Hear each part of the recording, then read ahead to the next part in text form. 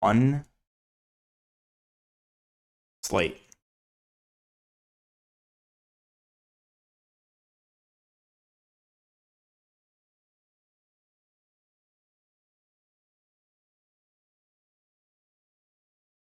I'm not gonna lie, I'm sick and tired of it, man.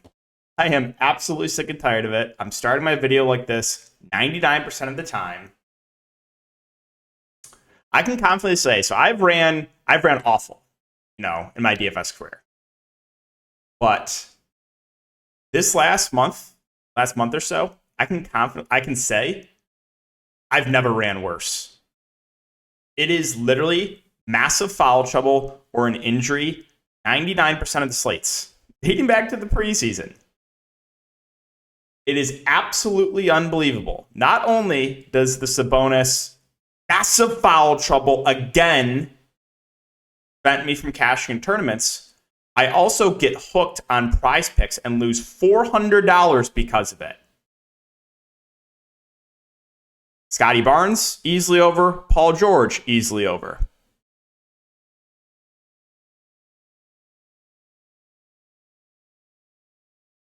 This stretch has got to end soon. I know it does. I'm still up in DFS this year. I'm still way up on Prize Picks. I've been profitable sports betting, DFS, last 4 or 5 years.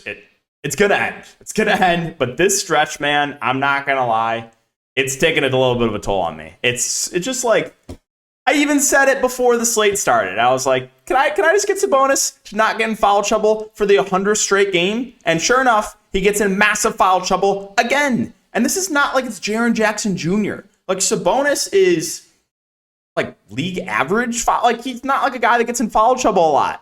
He has literally been in foul trouble every single slate so far. And he comes in at low ownership because of it. And the people that faded get bailed out again. It's just, oh my gosh. When I saw him pick up that third foul pretty early in the second quarter, I was on straight, dude. I was absolutely furious. Furious. And a little salt in the wound, too. A little salt in the wound. Chubb falls into the end zone twice. It's like, okay. You know what? Okay. Whatever. So, yeah, guys, just a little bit unreal. Tired of dealing with the BS every night. It'll end soon. I've had, one slate so far, I think, without the BS. Cash easily in GPs. That was the night with Townhorn Tucker. Going for 1 fantasy point. Yeah, just quite unreal at this point. But yeah, we'll talk about this 4-game slate. So if you guys are looking for more in-depth content, go check out my Patreon. That is linked down below. And then Prize Picks is the sponsor. Make sure to use the code DKDFS. That'll give you a 100% match up to $100. All right, it's a 4-game slate. We got Golden State and Miami. Golden State, I hate Steve Kerr and this bench. It's just so incredibly frustrating trying to figure out where the minutes are going to go. So it's just like, on a small slate, we'll talk about it, but it's really hard to trust anyone on the Golden State Warriors bench. As far as starters go, Steph Curry, I think, is a solid GPP play. I don't think he'll get a ton of ownership. He hasn't really got a ton of ownership yet this year, but I'm always intrigued by him for GPPs. Wiggins has kind of cooled off last couple of games, but he's still at a reasonable price there at 6.9. Jordan Poole had a massive game last game, but now we have Klay Thompson coming back. So Jordan Poole should shift back to that, like, 25 to 30 minute range, which makes him, in my opinion, a little bit overpriced. Not out of play, but a little overpriced. Draymond Green is 5'7". I think he's a pretty safe play. Should play 25 to 30 minutes, a guy that can stuff the stat sheet. So Yeah, like Draymond, Klay Thompson, 5'5". You can try to, kind of buy low on him. He has also shot really, really bad, but minutes have still been solid. He played 32 minutes last game against Charlotte. Again, that game did go to overtime, but yeah, you can always consider a guy like Klay Thompson in GPPs. Below that, you have the two centers. Looney, definitely safer than Wiseman. Looney, probably going to play, low to mid-20s minutes. I'm okay with him for value. If you wanted to go for the tournament pivot, it is Wiseman, who is the better point per minute guy of the two, but the minutes have been ticking down on him, 14, 5, and then 13. And then the bench, I mean, if you want to take a shot at Moses Moody and hope he makes the shots you can, he probably plays like somewhere in the neighborhood of like 15 to 20 minutes. Michael Green at, probably going to play around 15 to 20 minutes. He's okay, I guess. Kuminga saw a little bit of run last game. He had basically been out of the rotation before that. You're seeing Ty Jerome playing minutes. It's just, on a small slate, I had to bring up everyone, but there's no one I feel confident in off the bench. On the Miami side, so Miami running a pretty tight rotation, and now they get a really good matchup against Golden State, who's been playing very, very fast. I like a lot of Miami again. So last slate that Miami played Golden State, like everyone was low owned. I was pushing the Miami Heat, the main four guys, and everyone smashed besides Hero that night. So Jimmy Butler, 8.4K. Been a little bit quiet this year outside that Golden State game, but again, this is up-tempo game, 8.4K. I think he's a totally fine option there. I think Bam Adebayo feels too cheap going up against his Golden State front court. He is also playing huge minutes right now, 38 minutes in back-to-back games. I do like some Bam. Tyler Hero, 7-2. He's also playing mid-30s minutes. Of course, again, I play him here. The next night, 34 real-life points. 34. Hero's definitely in play. Lowry, 6'1". I mean, he's also going to play like 35 minutes. He's a guy that can stuff the stat sheet. He has shown a floor at times, but the main four guys I think all look pretty good for Miami, and I still have some interest in Max Strus as well. He's playing pretty big minutes on the bench. 37, 30, 28, 32, 34 minutes, so should see around 30 minutes. He's a decent shooter. He's actually a decent rebounder as well. So I do kind of like Strus off the bench. If you wanted to go to a Caleb Martin, I think it's fine. You're probably going to get 25 or so minutes. I think I like the ceiling a bit more, though, on Strus. Gabe Vincent's playing that backup point guard role. He's playing somewhere around, 20 minutes. I think he's okay at that price. And then I'm not really going to mess with Duncan Robinson or Dwayne Dedmon. Chicago, Brooklyn. So Chicago, we got a lot of news from on here. Levine, Ayo, and Kobe White all questionable. If they all miss, then, there's a lot to like here for Chicago in a great matchup. DeRozan and Vooch would run the offense. They would both look really, really good. And then, guys like Caruso and Dragic would have to play big minutes at the guard position. So would be a lot to like there for Chicago if they're all out. So yeah, DeRozan, 8'5". Again, he would probably be the number one on offense. He's been a little bit quiet over the last 5 games. Vucevic has put up a couple big games, and now he gets the Nets front court. So, again, those two guys look good if they're all out. And then, again, Caruso, Dragic. And even if all these guys are out, you can start considering these secondary options. Like, it's gross, but like Javonte Green at 3'5" could see some more minutes. Patrick Williams has not been great, but he's a guy that could see more minutes if all these guys are out. They could, give Derrick Jones Jr. a little bit more run. So, there would be a lot to like it for Chicago if all these guys are out. Now, if they're all in, then I think like the top 3 guys for Chicago are all solid plays. I don't know if there'd be any standouts, though.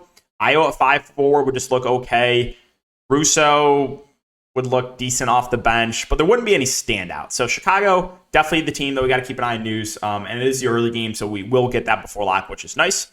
Moving on to Brooklyn. So Brooklyn, Ben Simmons missed last game, and you saw a pretty big bump there for Simmons or for KD and Kyrie, just because they kind of boosted their floor handling the ball more. You had 7 assists for KD.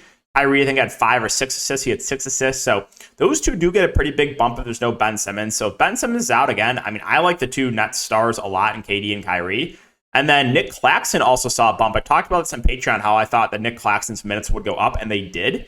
Because they would go, Brooklyn could go small if Ben Simmons was out there. But without Ben Simmons, you saw 31 minutes from Nick Claxton. He had a really, really solid game. So if he stays out of foul trouble, there's no Ben Simmons, he would look okay. You know what you're getting from Royce O'Neal. He's a big part of this rotation. He's playing huge minutes. So he's totally fine there. And then if Ben Simmons and Seth Curry are out again, then you can throw like Joe Harris in the mix for value. 4K, played 29 minutes last game. He's scoring dependent, but he would be viable. I just don't think I could even mess with guys like Mills or Edmund Sumner, Markieff Morris, Yuta Watanabe. Don't think I could go to any of those guys. If Ben Simmons is in, then definitely downgrade KD and Kyrie. They would still be in play, though, for tournaments. Ben Simmons himself would look okay. It would be a downgrade to Claxton, and then would take Joe Harris out of play for me. So Ben Simmons news also important. Orlando and OKC. Big news here is Jalen Suggs. He is currently questionable. If he plays, he should shift into the starting lineup, and you should see Bol move back to the bench. If he misses, they're going to start that big lineup with Bol in the starting lineup, most likely. So Jalen Suggs news is pretty important. If he misses, again, you're going to see Point Franz Wagner, who's been pretty disappointing over the last couple of games, but he would be an okay option, bounce back candidate. Carter Jr., big going up against the Thunder. I mean, I think he would look pretty good. And then probably the guy looking at the most ownership will be Paolo Banchero. Had an off game last game, but he has flashed a pretty high ceiling this year. So main three guys I think all look pretty good. And then for some reason, Bol was low owned last slate. I was really shocked how low owned he was, and he absolutely smashed at very little ownership. Went for a double-double with 3 blocks. I mean, if there's no Suggs and Bol starts, I think he's still too cheap. And it's nice he has small forward, power forward eligibility as well. The other Magic, though, a little bit tough to get to anyone else. I mean, Hampton, if there's no Suggs, will play like probably around 20 minutes off the bench, but he feels a little pricey. Terrence Ross, minutes have been ticking down a bit. He's still been playing about 25 or so minutes. You can consider him in a tournament. Chuma Okeke would be playable off the bench to 29, 25 minutes. So with Terrence Ross minutes kind of ticking down, Okeke's minutes have ticked up over the last couple of games, so he would probably be the bench guy I feel the best about. Bamba, should see about 15 or so minutes off the bench. He'll be productive, but don't know if we have to go there. But yeah, in play in a large field tournament. And then if Suggs plays, probably takes Bol out of play for me, or just, tournament only option. And then it really does hurt the rest of the guys we just talked about on the bench. On the Thunder side, so you never like seeing this team on a slate because they run such a deep rotation. But Shai Gilgeous-Alexander, 9-4, I think looks great. He's going to probably play, mid-30s minutes in a competitive game. So I like him a good amount. The rest of the Thunder, kind of all just secondary plays. Lou Dort played a lot last game. Again, 35 minutes in regulation. He's fine. Trey Mandel, some foul trouble, only played 26 minutes. That was a little bit disappointing. Aaron Wiggins, also minutes ticked down. He only played 28 minutes. Pokusevski started, but only played 24 minutes. Baisley is a good point per minute guy. His minutes have been ticking up a little bit of late. I do like Baisley if I knew for sure he's going to play like low to mid 20s minutes. But you just never know with this Thunder team. JRE had been like a decent part of the rotation. He barely played last game. Jalen Williams, I made a post about this on Patreon once we got news that he was in. I liked him for tournaments, and he played 27 minutes and smashed. Jalen Williams actually is a guy that will come out and shoot. He looked, good in the preseason. He was solid in the summer league. So I do have a little bit of interest in Jalen Williams. I can't tell you how many minutes he's going to play because outside of like Shai and Dort, who on earth knows who's going to play what for this team? But yeah, I like his ceiling. Kenrich Williams' minutes went down. He only played 18 minutes last game. Muscala played a little bit, 12 minutes. You saw a little bit of Jang. You saw a little bit of Umori. They just run such a deep rotation. It's so frustrating. Like, just stop playing so many guys. So basically my take on the Thunder is the same. Shai, the only guy you can feel really confident in. Dort should see big minutes, but feels priced about right, maybe a little bit underpriced. The rest are all just going to be tournament plays. And man, Wiggins, Pokusevski, Baisley, JRE, Jalen Williams, Kenneth Williams, Muscat. Like, it's just hard to trust anyone else on this team. And finally, Minnesota and Phoenix. So this one should be a good game here. On the Minnesota side, the top 4 guys, it's going to be like my same breakdown every night. And I wish I could give you guys a better breakdown, but it's just tough to figure out who it's going to be on a night-to-night basis, right? Cat started slow for the year, but then has really picked it up of late. Gobert started the year off hot. A couple big 50 fantasy point games has cooled off recently and, mid-20s fantasy points in 3 of the last 4 games. Anthony Edwards, he's up, he's down. You have no idea. 50 bomb, 23, 39, 35. Like, he's all over the place, as is D'Angelo Russell.